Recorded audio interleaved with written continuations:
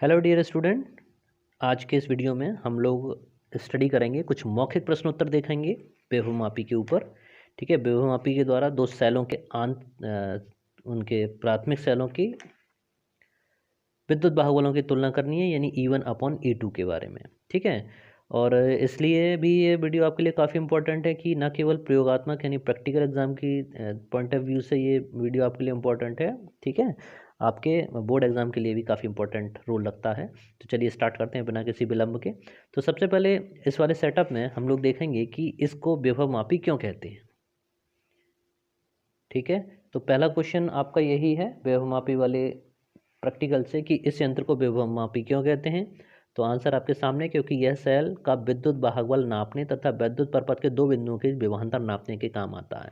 ठीक है, अब जब आप ये आंसर देंगे तो उस समय हो सकता है एग्जामिनर आपसे पूछ लें कि सेल का विद्युत वाहक बल किसे कहते हैं, आपको ये बताना होगा। ठीक है, या आपसे वो यही पूछें कि सेल क्या होता है। ठीक है, तो उसकी परिभाषा भी हम जल्दी से आपको बता देते हैं। ठीक है, सेल क्या होता है। सेल एक ऐसी युक्ति है, एक ऐसी डिवाइस है जो केमिकल एनर्जी को इलेक्ट्रिक एनर्जी यानी विद्युत ऊर्जा में चेंज करती है। ठीक है, समझ में आया। सेल क्या है। सेल एक ऐसी विद्युत युक्ति है, ठीक है, जो केमिकल यानी रासायनिक ऊर्जा को विद्युत ऊर्जा में परिवर्तित करती है, सेल कहलाती है। पूछेंगे अगला क्वेश्चन हो सकता है कि सेल कितने प्रकार के होते हैं। तो आप इजीली कह दीजिएगा कि सेल दो प्रकार के होते हैं। एक कौन सा होता है, प्राथमिक सेल होता है, दूसरा द्वितीयक सेल होता है। ठीक है, प्राथमिक सेल। और अब वो पूछेंगे प्राथमिक सेल कौन से होते हैं, तो प्राथमिक सेल के लिए आप इजीली उनसे कह सकते हैं कि वे सेल जिन्हें दोबारा रिचार्ज नहीं किया जा सकता वो प्राथमिक सेल या प्राइमरी सेल्स कहलाते हैं। जैसे आपका डेनियल सेल है, ठीक है ना। ठीक है, तो आप इजीली उन्हें बता सकते हैं कि आपके प्राथमिक सेल कौन कौन से हैं। लेक्लांचे सेल है, डेनियल सेल है। ठीक है ना, ये सब आपके कैसे सेल हैं, प्राथमिक सेल हैं। ठीक है, प्राइमरी सेल है। क्यों है, क्योंकि एक बार अगर ये ख़राब हो जाते हैं यानी डिस्चार्ज हो जाते हैं तो उन्हें दोबारा चार्ज नहीं कर सकते हैं। वहीं अगर हम द्वितीयक सेलों की बात करते हैं तो द्वितीयक सेल कौन से होते हैं, जिन्हें दोबारा रिचार्ज किया जा सकता है। जैसे घर में सामान्य रूप से जो बैटरी, इन्वर्टर के साथ जो बैटरी कनेक्ट होती है, ठीक है, वो आपका क्या है, सीसा संचायक बैटरी है। ठीक है, सीसा संचायक सेल जैसे कई सारे नंबर ऑफ सेल उसके अंदर मिलेंगे, तो वो द्वितीयक की श्रेणी में आती है। ठीक है, सेकेंडरी में आती है। नेक्स्ट क्वेश्चन पे आते हैं। अच्छा, अगला क्वेश्चन पढ़ने से पहले हम थोड़ा सर्किट डायग्राम को उसमें समझ लीजिए। ठीक है, तो इसमें सीजर संचायक सेल आपको दिखाई दे रहा है B1 से, जिसको रिप्रेजेंट किया गया है। इसी तरह से लेक्लांचे सेल आपका E1, डेनियल सेल E2 आप सामने देख रहे हैं, धारा नियंत्रक रेजिस्टर। तो इनका जैसा चित्र है वैसे ये उसी प्रतिरूप में आपको दिखाई देते हैं, धारामापी, गैल्वेनोमीटर। ठीक है, और द्विमार्गी कुंजी यानी टू वे की। ओके, अब इसमें एक चीज़ और मैं आपको बता दूं कि इसमें जैसे मैंने पहले भी आपको बताया था कि ये वाला डायग्राम आपको ना तो बोर्ड परीक्षा में बनाना है, ठीक है, और ना ही आपको प्रैक्टिकल फाइल में बनाना है। ठीक है, इसमें जो डायग्राम आपको बनाना है वो मैं आपको बता चुका हूँ, एक बार और देख लीजिए। ये है वो डायग्राम है जो आपको बनाना है, ठीक है ना। और इसमें किसी तरह का कन्फ्यूज़न नहीं होना चाहिए, क्योंकि बच्चों के फ़ोन आ रहे थे, वो कह रहे थे सर कौन सा डायग्राम है, कई बार बता चुका हूँ, फिर से समझ लीजिए कि ये वाला डायग्राम आपको उसमें बनाना है। ठीक है, अब इसमें एक क्वेश्चन और हो सकता है, वो यहीं पर समझ लें कि उसमें दो प्रकार के परपथ कहे गए हैं, प्राथमिक परपथ और सेकेंडरी परपथ यानी द्वितीयक परपथ। ठीक है, तो प्राइमरी सर्किट कौन सा होता है और उसको समझ लें। तो प्राइमरी सर्किट तो ये है कि जिसमें आपकी करंट ये सीसा संचायक सेल B1 लगा हुआ है। ठीक है, तो B1 का पूरा सेटअप अगर यहाँ से आप लें तो यहाँ से लेके आपको शामिल करते हुए, ठीक है, विभवमापी को शामिल करते हुए और रियोस्टेट को शामिल करते हुए ये पूरा सर्किट आपका प्राथमिक परपथ कहलाएगा या प्राइमरी सर्किट कहलाएगा। और ये साथ में जो E1 और E2 यानी लेक्लांचे सेल और डेनियल सेल लगे हुए हैं, ये आपके द्वितीयक सर्किट या द्वितीयक परपथ है। ठीक है, द्वितीयक परपथ या सेकेंडरी सर्किट में शामिल होंगे। ठीक है, अब इसमें एक चीज़ और हमेशा ध्यान रखिएगा, एक क्वेश्चन इसमें ये भी बन सकता है, वैसे तो सभी क्वेश्चन इसमें आपको मिल जाएंगे, लेकिन यहाँ पर सर्किट के माध्यम से आप अच्छे से समझ सकते हो। इसमें ये चीज़ भी ध्यान रखें कि इसमें जो बैटरी B1 लगा हुआ है, ठीक है, यानी सीजर संचायक सेल का जो वोल्टेज होगा वो इन दोनों के कंपेरेटिवली ज़्यादा होगा। ठीक है, B1 का जो वोल्टेज है मान के चलिए 2 वोल्ट है। ठीक है, तो जो आपका E1 और E2 लगे हों इनके जो इलेक्ट्रोमोटिव फोर्स होंगे यानी EMF या विद्युत वाहक बल जो होंगे वो 2 से कम ही होंगे। ठीक है ना, क्योंकि एग्जामिनर साहब पूछ सकते हैं कि 2 वोल्ट से ज़्यादा लोगे या कम लोगे। अगर अगर मान के चलें कि इनके वोल्टेज ज़्यादा हों तो क्या कंडीशन होगी, तो यहाँ पर आपको कहीं पर भी किसी भी तार पर आपको अविक्षेप की स्थिति प्राप्त नहीं हो पाएगी। ठीक है, तो ये वाला क्वेश्चन भी आपसे पूछा जा सकता है, तो बहुत अच्छा रहेगा, समझते चलिए। ठीक है, तो इसी तरह से अच्छा चलें, अब अगले वाले क्वेश्चन पे आते हैं, उसमें देख लेते हैं और कौन कौन से नए क्वेश्चन हमारे पास हैं। तो नेक्स्ट क्वेश्चन में क्वेश्चन नंबर 2 आपके सामने कि विभव प्रवणता से आप क्या समझते हैं। तो विभव प्रवणता का सीधा मतलब है कि जैसे जैसे डिस्टेंस बढ़ती जाएगी पोटेंशियल ड्रॉप होता जाएगा। ठीक है, पोटेंशियल ड्रॉप दूरी बढ़नी, यानी जैसे जैसे तार उसमें तारों की संख्या बढ़ती जाएगी उसमें पोटेंशियल ड्रॉप यानी के की वैल्यू और भी अच्छे से आप पता कर सकते हैं। ठीक है, तार की जो लंबाई है वो विभव के पतन को विभव प्रवणता कहते हैं। फॉर्मूला इसका जो आता है V=V/L। ठीक है, यानी इसका मात्रक हो जाएगा वोल्ट प्रति मीटर। क्वेश्चन नंबर 3 है आपके सामने कि इसका मात्रक तथा दिशा क्या होती है। तो इसका मात्रक तो आपको पता चल गया वोल्ट प्रति मीटर, और दिशा कम से अधिक विभव की ओर। ठीक है, क्या अगला क्वेश्चन है कि क्या विभव प्रवणता का मान बदला जा सकता है। तो अगर मान उसका बदलना है तो जो धारा नियंत्रक उसमें लगा हुआ है जिसको हम रियोस्टेट कह रहे थे, उसके द्वारा अगर आप धारा को कम या ज़्यादा कर दें तो विभव का मान चेंज हो जाएगा।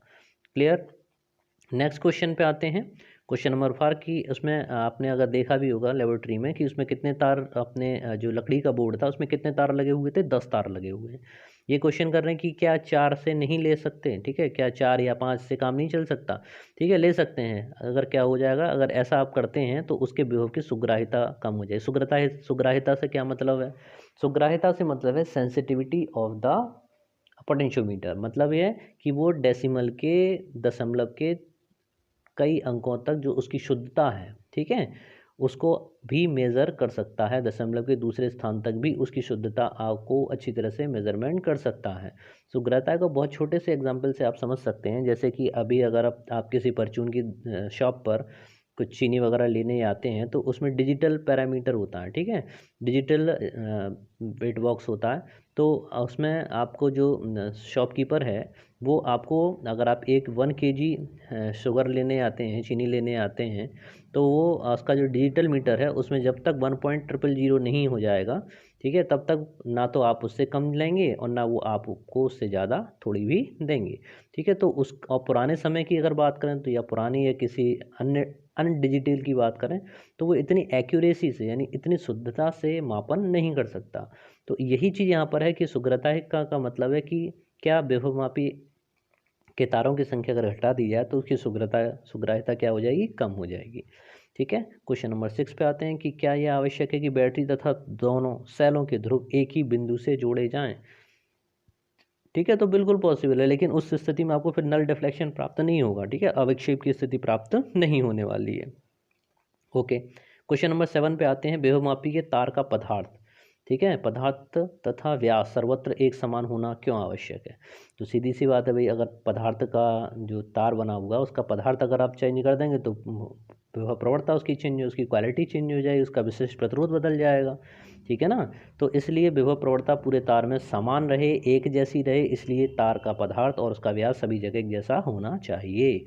नेक्स्ट क्वेश्चन पे आते हैं, विभवमापी के प्रयोग में पूरे तार पर एक ही तरफ अगर विक्षेप आ रहा, मान के चलिए कोई फॉल्ट हो जाता है, ठीक है, तो आप सबसे पहले क्या कारण उसमें तलाश करेंगे। तो ये कारण हो सकता है कि आपने जो सेलों के सिरे हैं वो सबके सेलों के सिरे धन सिरे एक ही जगह पर अटैच ना करे हों।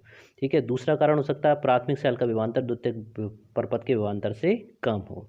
समझ रहे हैं ना, यहाँ पर जो मैंने आपको समझाया था वही बात आ गई, प्राथमिक परपथ।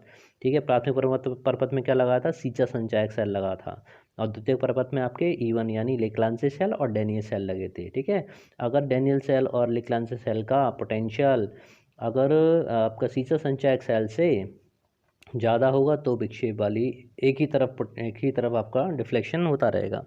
या फिर तीसरा पॉइंट हो सकता है कि परपथ कहीं से टूटा हुआ हो। ठीक है, नेक्स्ट क्वेश्चन पे आते हैं, यदि अविक्षेप बिंदु चौथे तार के 40 सेंटीमीटर पर आता है, तो 3 तार तो वो पार कराया, ठीक है ना, 3 तारों को जब वो पार कराया तो 300 सेंटीमीटर तो वैसे ही हो गया, और 40 सेंटीमीटर पे उसकी डिस्टेंस आ रही तो उसको आपको 100 में से माइनस करना पड़ेगा। 100 में से माइनस करेंगे तो कितना बचेगा, 60 बचेगा, और इन दोनों को जब आप ऐड करेंगे तो कितना आंसर आएगा, 360 सेंटीमीटर होगा जो आपके पास है। ठीक है, तो बहुत अच्छा रहेगा, आप इसको अच्छे से समझ लीजिए। नेक्स्ट क्वेश्चन पे आते हैं, सेल का आंतरिक प्रतिरोध ज्ञात करने में L1 हमेशा L2 से अधिक क्यों आता है। सीधा मतलब है पोटेंशियल डिफरेंस जो है लंबाई L पर डिपेंड कर रहा है, विभवांतर सेल के विद्युत भाग के बराबर होता है। ठीक है, तो हमेशा L1 का मान L2 से ज़्यादा होगा। अगला क्वेश्चन पे आते हैं, सेल के खुले तथा बंद परपथों का क्या अर्थ है। तो खुला यानी ओपन, बंद मतलब क्लोज्ड। बंद का मतलब ये नहीं कि चटकने से आपने बंद कर दिया, बल्ब बंद करने का मतलब नहीं है यहाँ पर, ठीक है ना।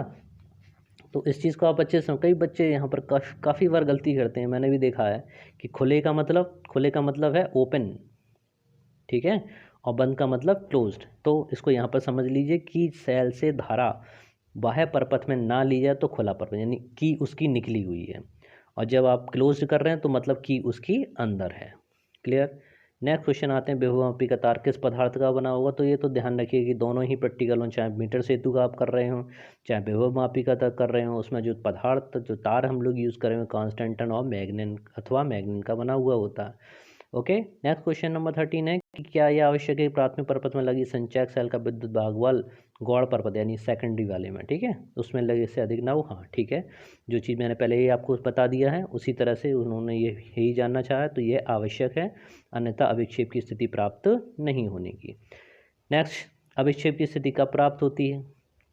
तो अविक्षेप की जो स्थिति है वो कब प्राप्त होती है, जब जॉकी की स्थिति में के बिंदु व तार के बीच में पोटेंशियल विभवांतर यानी पोटेंशियल डिफरेंस सेल के विद्युत भागबल के बराबर हो जाता है। क्लियर। नेक्स्ट, यदि भूल से मुख्य परपथ की कुंजी ना लगाई है तो विक्षेप एक ही दिशा में आएगा, इसको आप पहले ही पढ़ चुके हैं। विभवमापी की शुक्रता बढ़ाई जा सकती है, हाँ बिल्कुल, अगर तारों की संख्या और बढ़ा दो, पहले 10 लिए हैं, 10 की जगह 15 कर दो, ठीक है, तो उसकी शुक्रता यानी सेंसिटिविटी उसकी मतलब उसके मापन की क्षमता और भी एक्यूरेसी उसकी बढ़ जाएगी, कम करोगे तो कम हो जाएगी। नेक्स्ट क्वेश्चन पे आइए, शुद्ध फल प्राप्त करने के लिए विभवमापी में तार में क्या क्या गुण होने चाहिए। ठीक है, तो तार एक ही जैसे पदार्थ का होना चाहिए, उसका पूरा व्यास एक जैसा होना चाहिए, डायमीटर कहीं भी कम या ज़्यादा नहीं होना चाहिए, ठीक है। और भी देख लीजिए, तार का विशिष्ट प्रतिरोध देखो, प्रतिरोध तार गुणांक कम हो, तार का व्यास लंबाई एक समान तथा अधिक होनी चाहिए, इसीलिए उसमें 10 तारों को यूज़ किया गया और प्रत्येक की लंबाई लगभग लगभग 1 मीटर है, ठीक है। तो इस तरह से हमारे विभव मापी वाला उस पर डिपेंड मौखिक प्रश्न यानी वाइवा अवर्स तैयार हुआ। अच्छा, एक चीज़ और मैं बता दूं आपको कि अभी आपके प्रैक्टिकल बोर्ड एग्ज़ाम के कंप्लीट होने वाले हैं और परीक्षाएं, बोर्ड एग्ज़ाम की परीक्षाएं बहुत ही जल्दी, थ्योरिकल मैटर आपका स्टार्ट होने वाला है, ठीक है। तो मैं इसमें अभी एक रिवीजन क्लासेस और स्टार्ट करने वाला हूं, जिसमें आप फटाफट से जल्दी जल्दी से, हम उसमें लगातार डेफिनेशन वगैरह नहीं पढ़ेंगे, हम केवल आपको क्विक रिवीजन कराएंगे, ठीक है ना। तो क्विक रिवीजन करने के लिए आप मेरे साथ बने रहिएगा, और इसमें मैं कोशिश करूंगा कि आपको ज़्यादा से ज़्यादा बोर्ड परीक्षा में आए हुए क्वेश्चंस को डील करूं, हल करूं, ठीक है, और उनको आपके साथ शेयर करूं। देखिए, अकेला पढ़ना अलग बात है, मेरे साथ शेयर करके पढ़ेंगे, डिस्कस करते हुए पढ़ेंगे हम लोग, तो बहुत अच्छा रहेगा, ठीक है। बस उसमें आपसे उम्मीद यही करता हूँ कि आप किस तरह मेरे वीडियोस को देखते हैं। पहला वीडियो प्रो करेंगे, ठीक है, उसमें आपका रिस्पांस देखेंगे, किस तरीके से आप रिस्पांस देते हैं, उसके बाद अगला वीडियो हम लोग बनाएंगे, ठीक है। तो बने रहिए मेरे साथ में, लगातार मेहनत करते रहिए, बढ़ते रहिए, पढ़ते रहिए। Thank you very much. जय हिंद, जय भारत।